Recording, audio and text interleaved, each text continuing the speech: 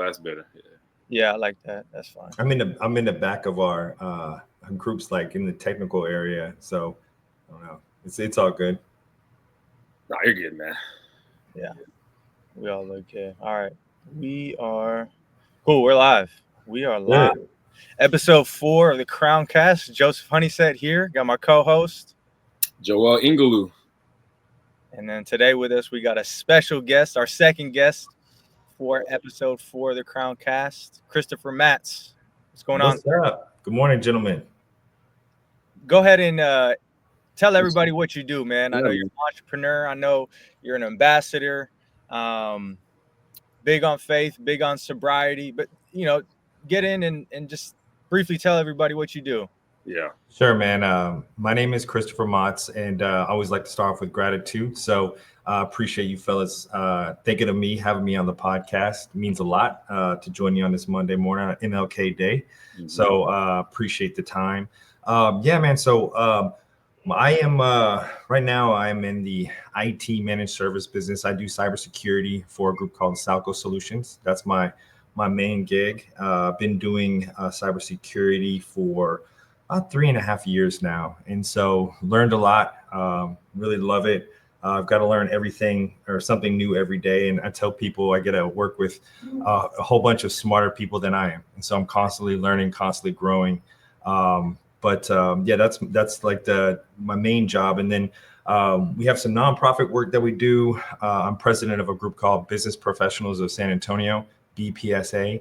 And I've been president since 2019. And it's a large group here in San Antonio. And we raise money each and every month for nonprofits in San Antonio. So the cool thing about our group is we get a network, we get to meet individuals like us who want to grow and excel in life. And the really neat aspect about that is 100% of the proceeds that we raise each and every month go directly to the nonprofit. And so that's where my passion is, service work. And so we do that. I do have a podcast as well. It's called Empowerment the 210, where we, with my partner Genevieve Sims, and we pick individuals in San Antonio that are really making moves.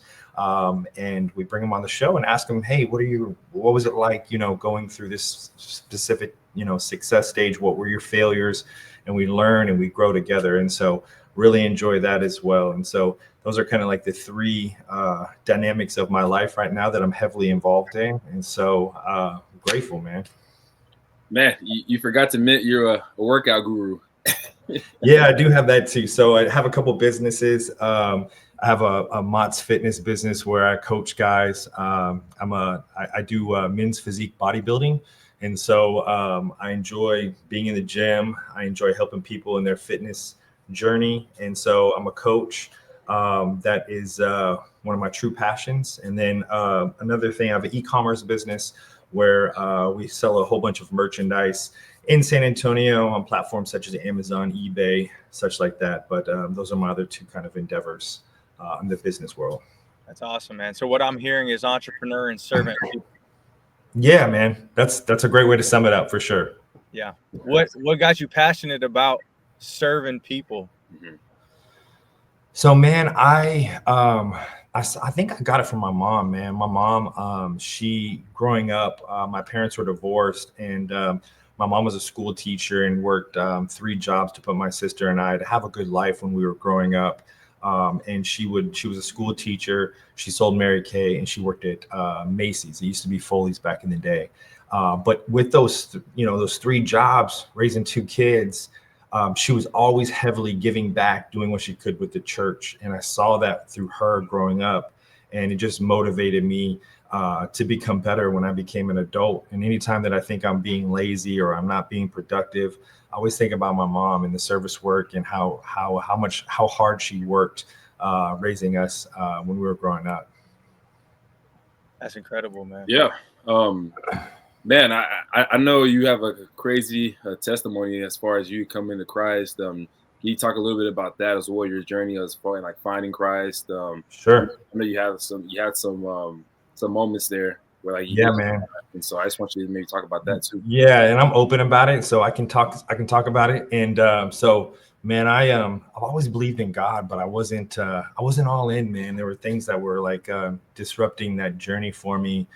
And one of the main things that was really disrupting my relationship with God was I had an alcohol and drug addiction, and it went back through college. I was the frat guy who would throw the parties, and then when I graduated, I still wanted to continue that lifestyle. And I had some success coming out of college with jobs, and I had the materialistic things in life, but I was really lacking that real connection with God. And I was 35 years old, man, and it was coming to where drinking was just it was taking over my life, man. And 35 years old, I had gone on like I just got back from the Super Bowl, man. It was like a 5-day bender, and I remember waking up, blacking out in my bedroom where I was living, and I remember 2 o'clock in the morning, man. I thought that I was gonna die. I woke up in pure anxiety and fear,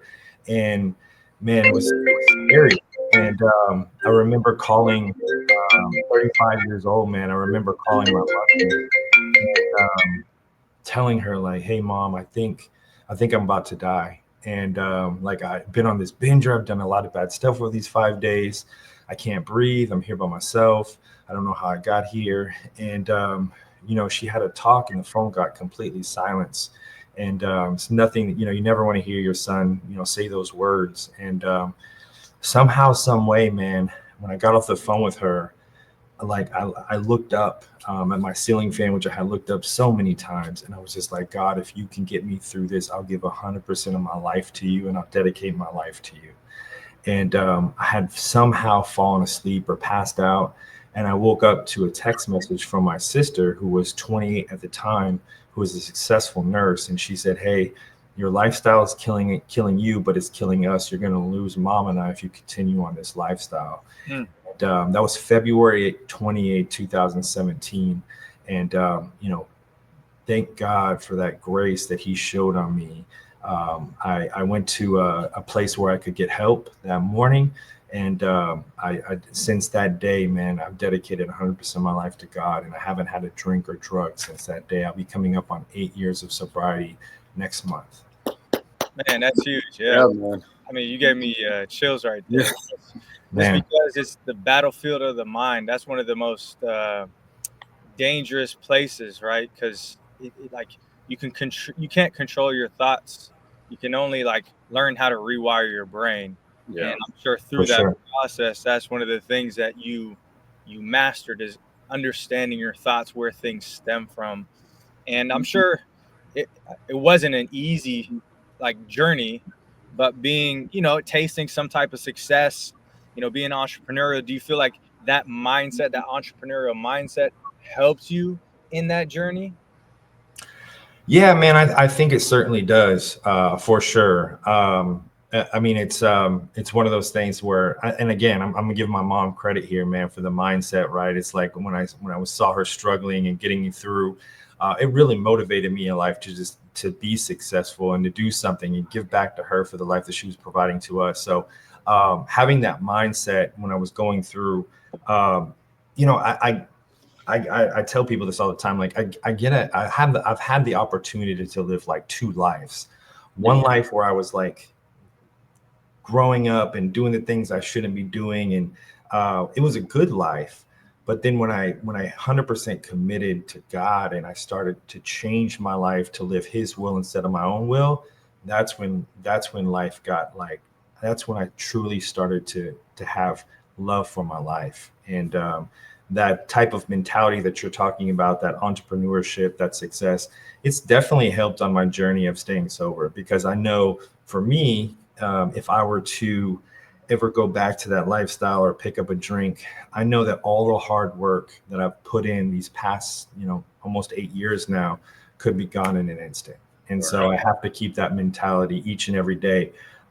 It's, I take it as 24 hours a day, man. That's how I see it. It's like I have 24 hours to get better today. And that's, when someone says, how long have you been sober? It's always like, today, man, I've been sober since 5:10 a.m. That's as long as I've been sober today. And it's just another day to get better. That's awesome, man. Yeah. And then with faith in that, like how is that? Because a lot of times, I mean, we're all human beings, right? Like we judge, unfortunately, right? Yeah. Like going through that journey of sobriety with faith, was it more difficult with like your beliefs or having that foundation of beliefs, or was it one of the things that's like, no, this is easy for me because I know what God calls me to do or how to live? So it's just kind of that switch. No, that's a really interesting question. So before I got sober, committed my life to Him, I was very selfish in my faith. It was always like when I would pray, I would only pray for like what Chris wanted. Like, give me the girl, the beautiful woman. Give me the 6-figure job. Give me the luxury car. Give me the nice clothes. Give me these things. And my relationship, what happened was when I was in addiction, like I would build resentments towards God because I wasn't getting granted those things I had asked Him for. So it hurt my faith, right? And so all those things that I asked Him every for, give me this, give me this, give me this. He never gave it to me, but it wasn't His fault. It was the drugs, it was the alcohol, it was living a certain way of lifestyle that wasn't allowing me to get those things that I at the time I didn't deserve. And when I got sober, I learned a new way of praying, a new type of faith, where I looked at God and I started not praying for myself, but I prayed for others. And the only thing that would ask God for when I pray, and I pray today, is, God, just let me abide by your will. Let me do your will. That's the only thing I ask for my life. Everything else I pray for other people. And what I've seen in that time is that those things that I had initially wanted, God has slowly granted those things into my life. He's allowed me to have those things. And so it's just a different type of faith that I have today. I truly, I'm grateful for that faith that I have today. Man, no, that's good. So pretty much, let's say someone's hearing your story right now today, and then you kind of say you take a day at a time. What are some practical things that you do? You woke up this morning at 5:10. What are some actual practical things? And obviously, it's different for everybody. Sure. What are some practical things you do every day that helps you, like, keeps you motivated, keeps you like understanding where you're at, keeps you accountable? Got it. So my daily routine, and I'm a very routine like guy, man. It's like just everything, it doesn't matter what day it is. This is how it goes. So when I get up, usually I get up about 5 o'clock. Before I touch my phone or anything, I get into the Word. So I'll get into a spiritual reading of the day. I'll get into, I'm a member of Alcoholics Anonymous, and I'll get into my spiritual reading through that group as well. And so those two usually blend together. And so the first thing I'm doing when I wake up is I'm feeding my mind with the words, right? I'm getting His Word into my life. And then it's just like charging your iPhone, man. I need that battery in the morning to get plugged in. So I'm plugged into the Spirit, right? Then I pray. I pray for others. I pray for His will over my life. And then what I typically do is I'll get on, I need to get my spirit spiritually fit, and then I need to get physically fit. And so what I'll do is I'll get up, and first thing I do is go to the gym in the morning. So either I'm training clients or I'm getting a workout myself. So those two things I take care of first and foremost. And then throughout the day, of course, I go to work, handle my business. At the end of the night, when I retrieve, I go through and I take some time to pray and meditate. I think that's really important. And see, I do an inventory. Sometimes I write it down, sometimes I do it in my head, but I sit back and I just say, hey, where could I have been better today? Or where was I wrong, where I need to make this right with somebody? If I said something, or something didn't go the right way, or where can I go make those amends? But then I go through that inventory list to see where I was wrong, where I could go better. And then I do a gratitude prayer. Man, God, thank you for getting me through this day. Thank you for all the blessings, and I just go through all the gratitude for that day that I'm grateful for. And I heard this guy say it one time, and I think it's absolutely true. We don't have bad days. We don't, because every day on this earth is a blessing. We may have bad moments, which something doesn't go our way, we don't get the deal, somebody cuts us off in traffic, whatever it may be. But those are just moments throughout the day. To get through a day, it's a true blessing. You should be grateful for that day. Absolutely, man. I love that mindset because it truly is one day at a time, right? Like we set goals in life or business or whatever we're pursuing. And it's like, oh man, for X amount of days, I'm going to go ahead and do this. And then that timeline is so daunting. It's like, oh man, like I'm only in week 1. How can I go, 52 more weeks to accomplish it? But taking it day by day is so, I know it sounds so simple to do, but it's hard for people to a lot of times like jog their memory, especially if you're building out new goals, right? You've never accomplished something, but goals are to get you closer to what you actually want to accomplish. But you're in a fitness, I'm sure you've heard of 75 hard, right? I have. So I created the Christian version of it. It's called 75 Faith, and I started it at the beginning of the year, and it's a little bit different, but it's 75 days of working out twice a day, a gallon of water, praying twice a day, and reading 10 pages out of the Bible. Boom. And the hardest part, I mean, I'm a fitness guy. The hardest part isn't working out. It's actually getting the Bible in. And that's the biggest thing. But, I was telling my girlfriend, because after week 1, like my body was tired. I don't do 2-a-days, right? But I have been for the last, month. 20 days. 20 days. So it's actually 40 days nonstop, right? If you look at it in that sense. But I was like, man, my body's getting worn down. And she's like, well, how do you do it? I was like, literally day by day. We're having that conversation of like when you put out such a big goal, it can be so daunting, right? No. And I'm sure you probably had to switch that mindset, that perspective as well as you were going through that sobriety, or even just as a business owner, right? Of, man, like, yes, I want to be successful. Yes, I don't want to drink anymore. But how am I supposed to do that the rest of my life? When you think of it like that, it's like, man, of course I'm going to fail, right? Yeah. Like, how can I not? But when you reverse engineer it and make it so simple, it's like, let me just do it for the next 24 hours. Then you can be successful because you're like, I know I can do it for 24 hours. For sure. I think that mindset is huge. And, it's probably your superpower for the things that you went through so you can leverage that, right? They say your adversities become your advantage. I think your advantage.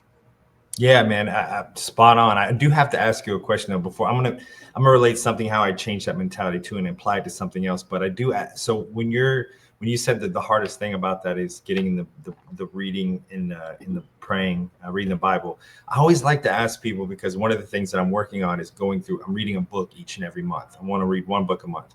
So when is the best time for you to read? Oh, I don't think there's ever a right time, but it all falls within your disciplines, right? First you build your habits, and your habits build you. And Chris, just based off of what you're talking about, your disciplines, wherever you can get the most out of it. I totally agree with that whole conversation we had about just waking up, getting your gratitude in. I think episode 1, Joel and I were talking about that. So we're talking about routines and how you can become successful. Waking up, John Maxwell talks about how we win our day before we even speak a word, right? Mm-hmm. So that's kind of how I start my day is I get up, I start getting into my gratitude just like you, and I start getting into the word because I'm already feeding my mind with life, right? Yeah. Truth. Yeah. Right. And so, if you're not connected to the root, how can you have any fruit? Yeah. Right. And so for me personally, the beginning of the day is the easiest because we got as an entrepreneur, you got a lot of different things. And then your willpower at the end of the day, you're like, man, I'll just pass it on the next day. God will forgive me. Right. Yeah. No, I get that, man. So yeah, I can certainly relate to that. I like to get my reading in the morning, just right when I start the day, like we talked about. And then one of the things that I'm trying to be better at, and I'm not, I give myself some grace here, is when we, retreat for the day, we're getting in, we've had a long, successful day and we get into bed, man. What typically happens for me is I'll go get on my phone and I'll start going through emails, or I'll get on social media, which is which I'm trying to be better at. But when I feel myself going into that, going onto that scrolling, getting in there, it's not being productive for me. And so what I'll do is I'll take my charger, put it across the room, plug it in, put the alarm on, so it's not even in my hands. And then when I'll take that time that I had for scrolling, I'll pick up a book and I'll be productive by reading that book. And that's what's been working for me. Yeah, and I think it's hard to do, man, at first, man, because reading is not something that we all want to do. No, I started reading like 3 years ago. I read like 3 books a year, then I went to 6, and then last year I think I read like 11. I'm trying to read just 1 book a month, like just like you, but it's hard, man, because it's like you don't want to do this, and sometimes you're reading, you get sleepy, or you're like, man, what did I just read? And you got to go back, and so, but it's just like working out, man. I think you just got to start off slow, start off little by little, and so I do mine in the morning just because. Throughout the day, man, if I'm stuck in traffic or I'm going through it, I'm talking a lot of business owners, so a lot of things happen, and so emotions kick in all the time. But the Bible talks about praying without ceasing. Like, what does that really mean? If you understand what that truly means, it means just being connected to God at all times, having those Kairos moments. So, like, whenever you do get cut off, what you read in that morning kind of sticks to you throughout the day. And so now you don't want to react a certain way because of what, like, you feel like God's always watching, which He is. I think we forget that all the time as a Christian, the fear of God is gone. So we react off of what happened in our situations. We respond negatively because we forget that God is there present. God allowed it to happen. God is with you in that painful moment. But it's that reminder. You need that reminder all the time. And the way for me that I do that is in the morning. Once I hit it hard in the morning, throughout my day, I'm just being reminded of what God is doing, all the beautiful things God has, and that keeps me in sync. So I love it. That question, the morning, bro. The morning. Love it. Man, Chris, so you're talking about BPSA.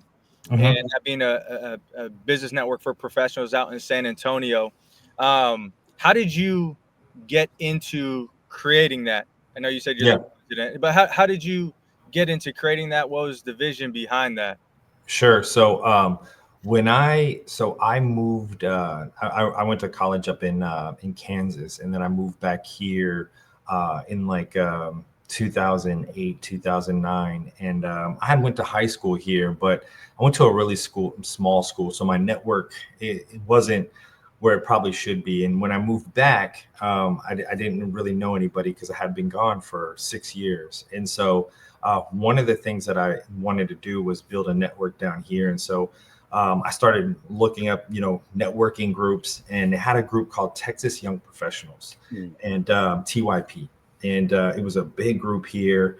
And they were just doing a lot of the things that I really wanted to be a part of. And the president of that group, his name was, he wasn't the president, but he was kind of ran the show. His name was Tom White. And Tom was part of this board for TYP for several years. And I started to go to the mixers, and everyone was wearing suits. They had success. They were building money. They were raising money for good causes.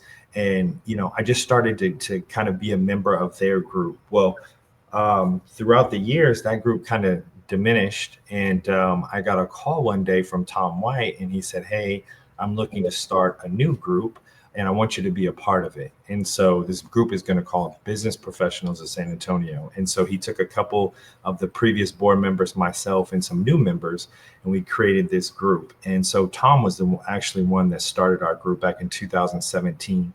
He ran it for 2 years, kind of laid the blueprint on how it should be ran. And then in 2019, he handed it off to me. And then I've had an excellent board. My partner, Genevieve Sims, helps me run that as well. But we've continued the tradition of kind of Tom's vision from the 2017. And so there's something that I'm really passionate about. We get to meet a lot of nonprofits, big and small, and we get to work with them each and every month. We do a mixer each month except for December. So we're doing them 11 months out of the year. And so Joel comes to the majority of the mixers that we have down here. So thank you for coming through and supporting the nonprofits and the venues that we have in the city. But yeah, man, to kick off 2025, we just had our biggest revenue month for a nonprofit in the history of BPSA this last month. And so, yeah, man, so 2025 is off to a wonderful start. That's awesome, man. Yeah, it's building a group like that is probably so rewarding from your perspective, right? Being able to serve. Now you're serving a city, and you're able to see the different wins and successes that people around the city are experiencing. For sure, it's definitely one of the things that I look forward to each and every month, man. Not only to help the nonprofits, of course, that's our main purpose, but to meet new people, man, and to just meet and build those relationships. We're not like the typical networking group. And I'm sure yours isn't either, Joseph, about it's called Crown, correct? Crown, yes, Yeah. sir. We don't wear name tags. We want our members to build true friendships because we understand when you build the true friendships, the relationships, what typically happens is the business will follow after that. And so we're all about building our relationships with our group. Yeah, absolutely. Go ahead, Joe.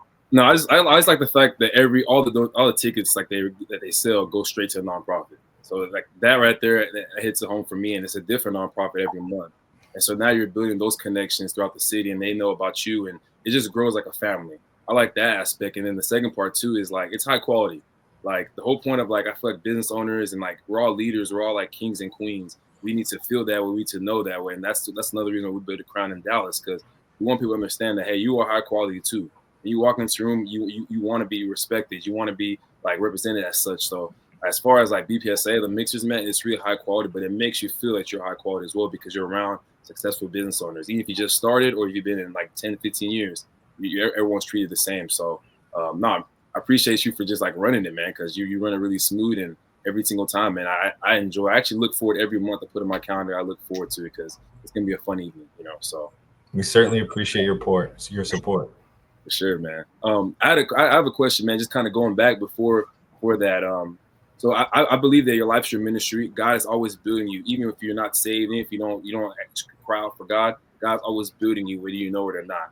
And so I like to talk to people who are entrepreneurs now. Like, what was your first business? What was that success? What did you fail? What did you learn? What were those moments, even before you were saved? Like, what was that like? Because I feel like everything God is doing through you now, you were doing a little bit of it even before you came to Christ, but you just didn't know how. Now God has like built you, and the stuff that you're doing now, you're doing it the right way. You're doing it for God instead of doing it for the world. So like for you, like going back before like San Antonio, even starting out like small entrepreneurship activities, what were those likes? What were the successes and what were the losses? What did you learn from those? Yeah, man. So I started at a pretty young age, man, selling the toys, man. When I was like in my teenage years, I had a sick Teenage Mutant Ninja Turtle collection, like of the original figurines. I had like all like the WWE figures. I had all the GI Joes, and so they were hot commodities back then. So I would literally go and hustle and sell the toys to my friends at school. Like I'd have a bag pull up, and I would sell toys. So that's what I was officially like my first little where I got into entrepreneurship. And that was back in, I don't know, man, I was like in the 6th grade, maybe before we got into middle school. And so that kind of put the spark in that I had this different type of tool where I could make money. And so that was the start of it. Throughout, man, it's, I've always been in sales, man. And, through my entire journey. And so for me, I guess, the lessons that I learned, man, it was, I guess it's a mind perspective, because when I was selling selfishly. Like I was selling for me, and through any business that I've helped sell, or if I was just selling on my own, it was all about Chris. Like, what was I going to get out of the deal? It was always that intent, right? I was always selfish about it. But then when that shift happened, when I built that new relationship with God, I started to sell with a different intention on how can I help the person that I'm selling this to, rather than it be just all about me. Right. And when I started to shift and I started to sell that way, I started to actually have the success that I've always wanted. And so I hope that answers your question, Joel. I mean, it's definitely been a journey. But, that's what I would say. When I started to actually care and help customers just on their needs rather than my own needs, that's where I actually started to see the success that ultimately I've always wanted to see. Yeah, I think it's huge for entrepreneurs, man. I think that's it. I think business entrepreneurship is about helping people and figuring out what's the why in the community and what's the need, and you kind of either creating it or partnering with someone who's already doing it. I think when you go that way, the most successful businesses, that's the strategy they use. When it's the other way and it's just about making money, you never really get traction with that. That's it. Yeah, the best way to come correct is like helping people understand that transfer of value. Last episode we had Chris and Teresa Herring, who are leaders in San Antonio, and he's a part of the global Chamber of Commerce. And he was talking about how can you serve your community if you don't even know the problems that are going on in your community, right? And that's what we do as entrepreneurs. We get paid to solve problems. Exactly. And so in order to get paid to solve problems, you need to help people or your potential customer client understand why they need you, right? Not because you're so great, but the product or service that you offer, right? Because when you help people understand that value, they're willing to pay whatever that price is. Sure.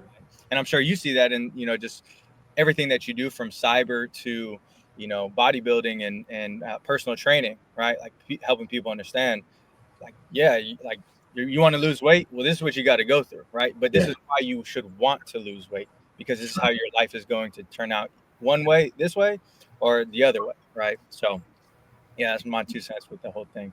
I got a question though, Chris. Where do you get your suits from? So, man, very good question, man. Very good. I'm just being honest, man. I'm just trying to be like you, bro, because you got style, man. Hey, so this is the trick, man. I tell people this. I get asked all the time. So I'm a bargain shopper, man. I am bargain all the way. So I'll go to Express, I'll go to Zara, I'll go to Macy's. And what I do is right now we're in the prime of January. So I will go to the clearance section of those 3 stores, and I will get the spring, or I will get the summer collection right now, because it's all discounted, right? So typically you're talking about a $500 to $400 suit. Right now, you could probably get one under $200. Yep. And so I'm picking all those suits up right now that are on discount. And then in the summertime, I'm going and I'm looking for all the winter collections, and I'm picking those up. So it's always the shift of the season. So I'm always on the lookout for those deals. And that's how I get them right there. I love it, man. Yeah, I was doing my research. I'm sure that's probably one of your gratitudes in the morning. Like, thank God that I'm so fresh. Yeah. I love it, man. But going to that, man, I know you talk about the 4 G's. You talked about gratitude. Can you mention the other 3? Yeah, it's you gotta have God, growth, gratitude, and the other 4th is grinding. You always gotta grind. Yeah, grind. It's God, grind, growth, and gratitude. Yeah, those are the 4 right there, man. Those are what I live by. The grind is and I can't believe I forgot that one. That's the one where you got to have that discipline each and every day. Just like we've been talking about on this, you got to wake up, look at it 24 hours and take full advantage of those 24 hours throughout the day. Absolutely. Man, I mean, you mentioned kind of a little bit of your past. Let's say a young entrepreneur just graduated from UTSA and they're trying to find their calling, but they want to get into business. How can someone determine this is exactly what I need to get into? How did you do that? Like, how can you encourage a young entrepreneur to get into their calling or their purpose? It's a great question, man. And I'm big on coaches. I'm huge on coaches. I'm huge on, if I see somebody, and this is where I think I see people, in our generation where they see somebody that's having the success and the lifestyle that they want, but instead of going and asking them how they got that, how they achieved it, they hate on them. Like I've seen it a bunch. Like they throw shade at it because ultimately that person's where they ultimately want to be, and they're not there yet. How I handle it is I'll walk up to somebody if I see them have the success that ultimately I want. Hey man, tell me how you got there, but better yet, tell me your daily routine. Just like we talked about here, what do you do on a daily routine to put you in where you're at today on a daily basis? I want to pick those daily routines up from that person, what they do, what they read, what they listen to. And I want to have that in my life, because ultimately I want to have what they have. Somebody coming out of school, man, I would have them reach out to somebody in the field that they want to go into, whatever field that may be or whatever they're studying, and find out, go find a coach, go find a mentor, find out how they got to that position, what kind of, what type of podcasts are they listening to, what type of groups are they a part of, what what's their daily activity? And I would mentor that. I would follow that to the T. And that's how I would do it. And so, great question. But that's how I would do it. Yeah, it's that humility, man. I mean, Christ talks about you need Yeah. to be like a child to enter the first, to be the first. And so children, all they do is ask questions. They just want to be a sponge. And I Absolutely. think that's human nature. We forget that. And so Yeah. I love that, bro. I'm huge on mentors, huge on discipleship. That's the only way you're gonna get there, you know. And so Yes, sir. Why do you feel like people hate on it though? Because I mean, we all see it, right? Like, yeah. Personally, why do you think people do that? I don't know, man. It's like because I can relate to that because at one point in my life I was a hater, right? I was the one saying like I was that guy. So I'm speaking for myself here.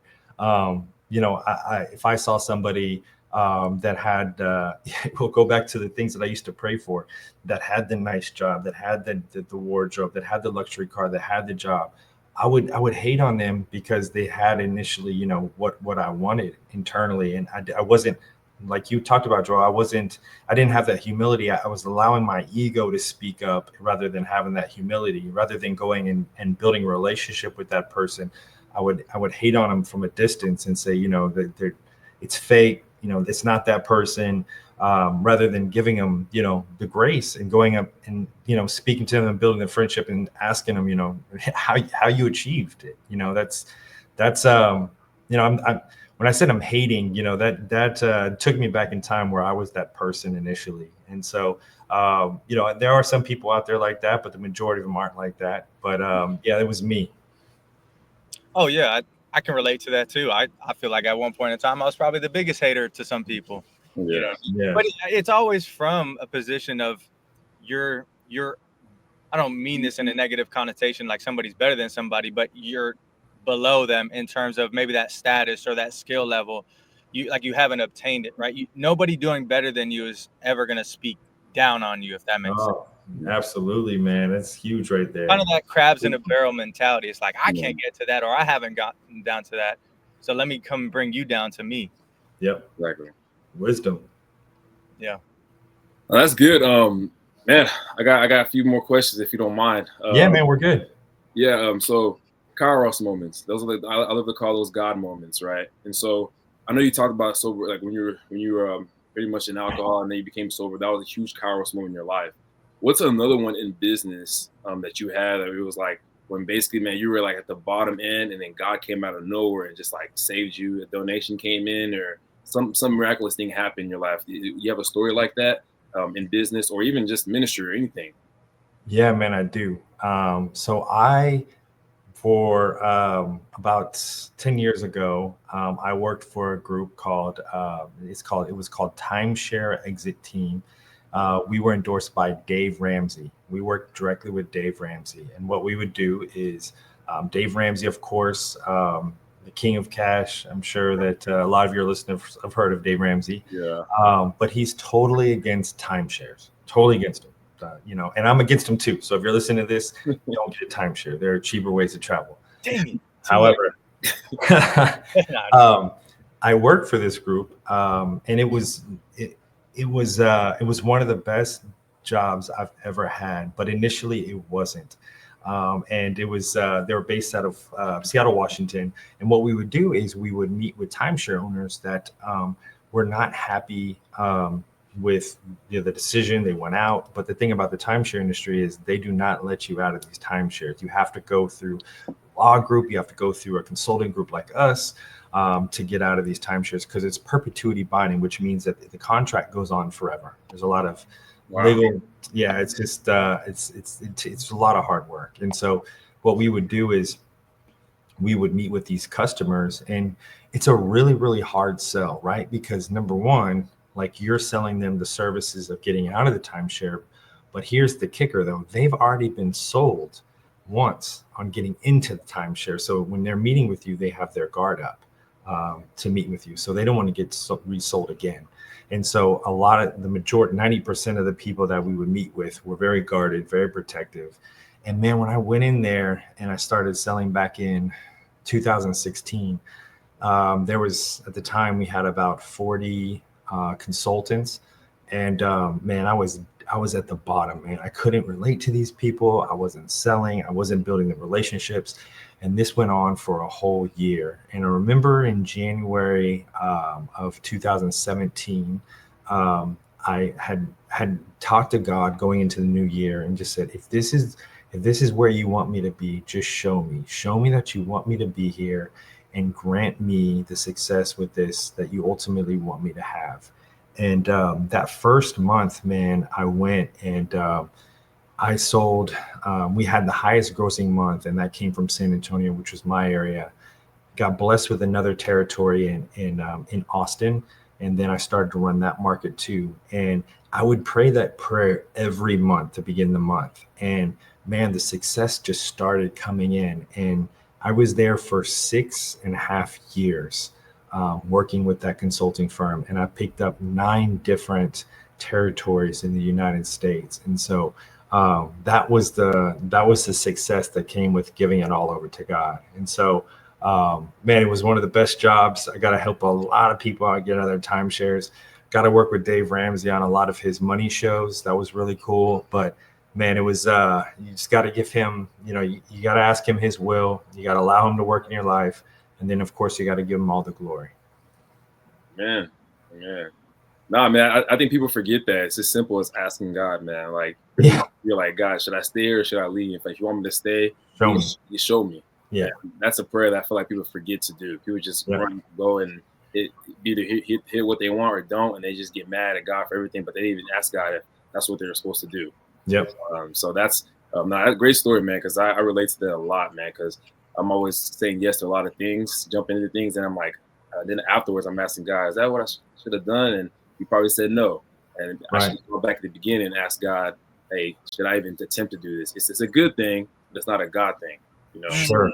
Boom. I know, man. I see me right now. I'm like, okay. Off the top. That's how I love it, man. But yeah, man. But not a God thing. I love that. Yeah, man. Because there's a lot of good things out there, but you can't do everything, man. You got to learn what God called you to do, and it starts off by simply just asking. He's a good father. He'll give it to you. So appreciate you. That's confirmation for me because I'm gonna get a lot of that coming into this month, February. So. Stealing the formula of success. Iron sharpens iron. That's what it's about, man. I'm not stealing. It's more he's pouring into me now. It is. Yep, that's it. That's awesome, man. Yeah, I one of the things I pray for whenever I want something, don't want something, maybe confused about it, I always tell God, I'm like, God, if this is for me, keep that door open and make it apparent that I'm supposed to walk through. If it's not for me, even though I may want it, close that door shut so I don't get confused. Right. And regardless of what happens, I believe God has us in divine purpose, whether we go through a situation that we're not meant to continue on, but it's meant to mold us. Right. Like we all have stories, similar to your story, your testimony about, just dealing with, addiction, or we all have hard times, or, we all have struggles in our life. We all go through strife. I think those moments are part of God's purpose for us because it allows us to leverage them so we can go find our purpose. Like all the things that I went through in my life, I'm grateful for, good, bad, ugly, and everything in between. And I'm sure you feel the same way, especially being on the other side of it, because you're like, I understand what God was doing, right? He either gives us an open door or hits us with a 2x4. A lot of the times we're hit in the head with a 2x4, right? Yeah. And so everything that happens is not by accident. It's actually on purpose. Even if we make a mistake, right? Like what is a mistake in life, right? It may not be good for us, but it can be used to mold us, if that makes sense. Absolutely. Yeah. Not to get a little deep here. No, I love it. Yeah. That's good, man. Walk through that door. If it's not for me, close the door. Yeah. Exactly. Or him with the 2x4. Okay, we just spin bars. I'm like, no, man, that's good. Okay, so currently right now I'm in sales, and so I got deadlines like this week. How do you like when it gets real pressure and all that? How do you balance? Because you still have the routine, but sometimes, man, like with deadlines, you can't do your routine. You got to adjust. And so how do you adjust when those time periods happen? Like even entrepreneurs, someone needs to make a certain amount of money for the end of the month. How do they still be consistent with the processes, the day-to-day stuff? How do you do that whenever like it's pressure time? Man, I'm really detail oriented on my calendar, man. So each day when I get in, I put it on my calendar for the daily activities. Usually write it down like I'm old school. I don't know if you can see this, but I literally have like a to-do list up here. So I'll write down like an old school to-do list, what I have to do. And I'll prioritize that day on like, hey, do I really need to bang out like these 3.5 hour calls? Like if I'm on the phones calling, do I need to go see these customers? Like I'm put it on my calendar on where it needs to be, what time I need to be. And so usually that's how, I work. I'm right there with you. So I know about the deadlines. I know about the pressure of sales. But I think if you put everything down on paper, which really helps me, it makes it seem less stressful in your life. You're more organized to take on those daily activities that we all have to do. And then you just got to do the work, right? I mean, you got to grind it out. You got to make the sales.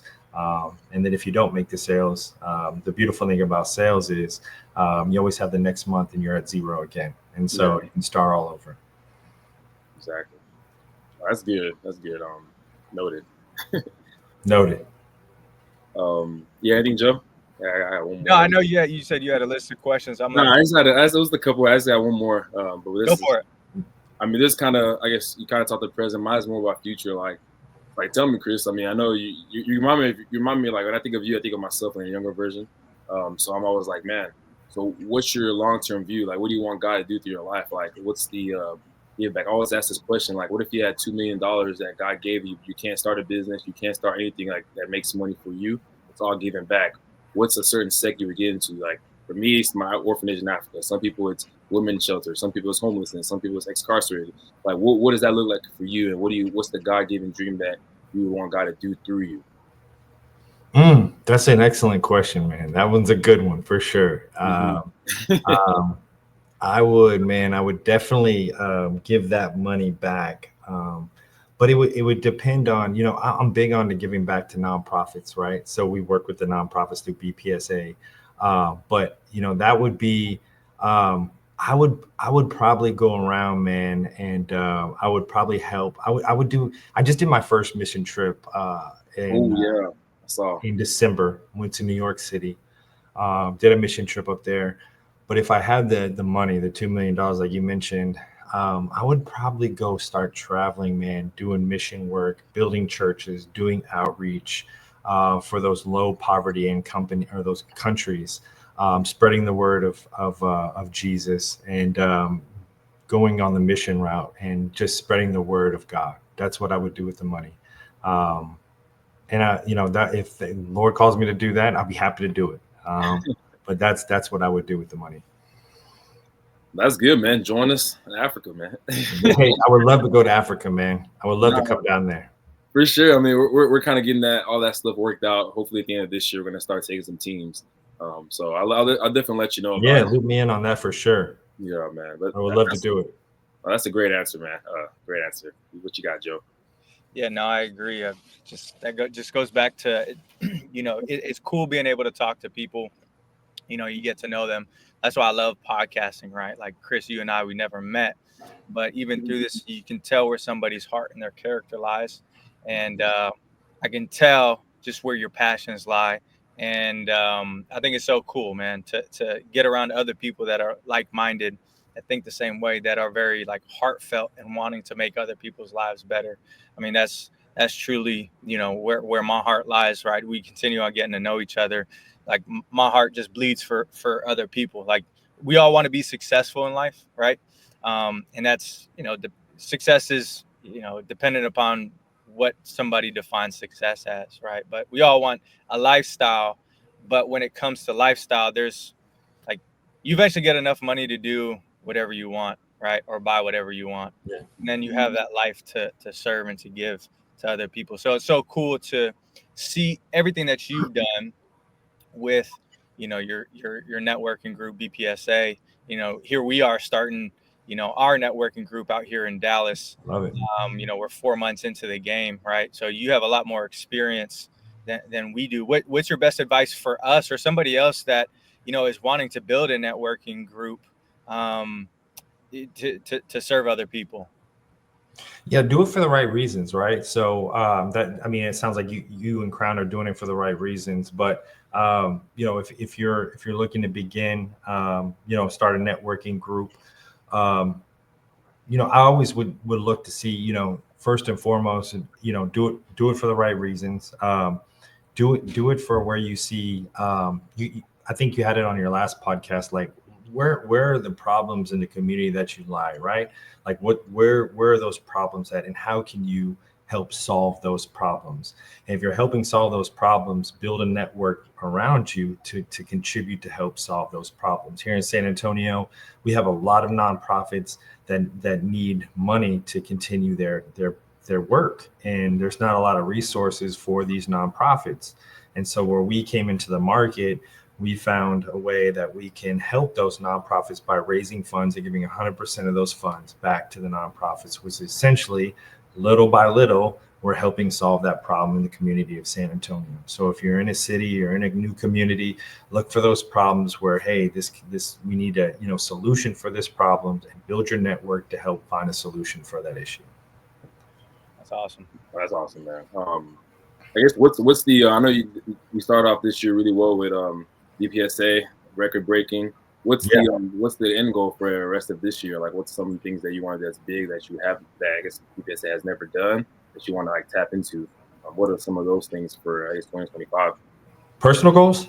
I mean, you can go personal, but I'm really talking BPSA. What are some like goals? Maybe like BPSA. So we're working for BPSA this year. We're trying to work with 11 nonprofits that we've never worked with before in our 8-year history.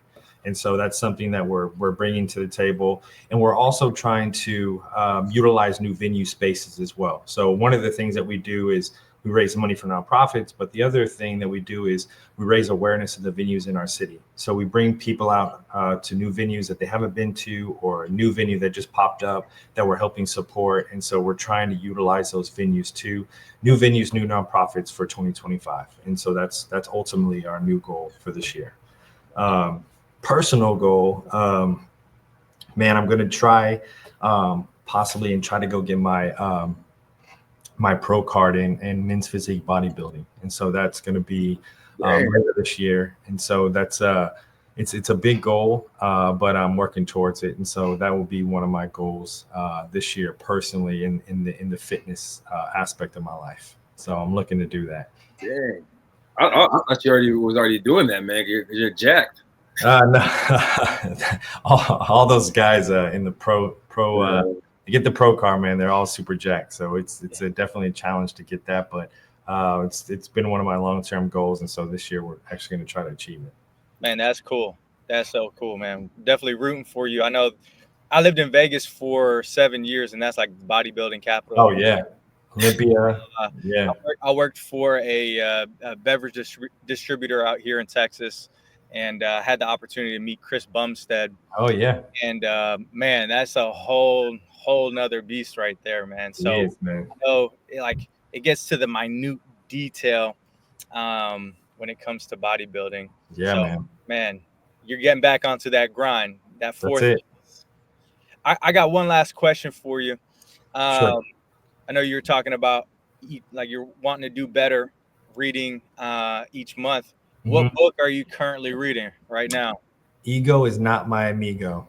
No, okay. I'm sorry. So I simplified that. No, it's ego is the enemy. Ego. Okay. Is the enemy. No, I like your title better. Yeah, that was like, dang. When I think of the book, it's one of those things that I always catch. But the ego is the enemy. That's the name of the book. But when I think about the book, it's like ego is not my friend. So that's what I mean. Ego. That's that San Antonio, and you. Yeah. That's it right there. So ego, man, it goes back to Joel said, you have to have the humility, and so that's what this book is teaching. It shows all the great leaders that had ego and where they failed, and then it shows leaders that never had the ego and how they succeeded. And so you read the different stories, and so it's really, really good, man. That's awesome. I might need to add that to my list, man. Ego is the enemy. Ego is the enemy. Be Googling. Ego is not my amigo. Yeah. Something came up, man. We need to come up with that book right there. Oh, yeah. That could be a JV for us. Yeah. No, I mean, as far as questions, you pretty much answered all my questions, man. I just really just like conversation piece and just hear your testimony, your struggles, and since you're open about that, I really appreciate that. Yeah, man, of course. Hopefully, it helps somebody. Yeah, people need to hear that. You never know who you're helping, who you're pouring into. God knows. He just wants you to be available to do it. So that's it. Thank you, man. I mean, you have anything else, Joe? Yeah, no, Chris, I want to thank you for your time. Before we end this, I know obviously you got a lot of different things going on, man, but thank you so much for blessing us with this time. And I know, you will be impacting somebody that's going to listen to this, right? Even if it's just one person, that's the value of sharing our stories, man. So it's been a pleasure being able to talk to you. And, I know more conversations will be had in the future, but thank you again, man. Absolutely, sure. Gentlemen. I appreciate the time for sure. Thanks for having me. Start with gratitude, end with gratitude. Thank you again for having me on. I truly enjoyed the conversation this morning. Absolutely. And then real fast, man, just real quick, any announcements you want to just shout out, anything you're doing currently that you want people to know, or anything you want to yeah, so we so does this come out? When's the podcast drop? Is it in the next this month? Next 24 hours. Oh, next 24 hours. All right, cool. So we do have our upcoming BPSA. If you're in San Antonio, we do have our BPSA February networking event on February 12th. It's going to be at Tap Rack Social, which is a really cool new spot over off 281 and 1604. And we're going to be raising money for the Lemonade Circle, which is a nonprofit. It's so with this next month. It's Black History Month, and so for the month of February, so what we did in honor of that is we specifically chose African American business owners for the venue and for the nonprofit, and so we're honoring them next month. And so if you guys are available in San Antonio, come out and support the event. It is from 5 to 8 on February 12th, and it's going to be a wonderful event. No, definitely, man. I'm definitely be there, especially support my brothers. Yeah.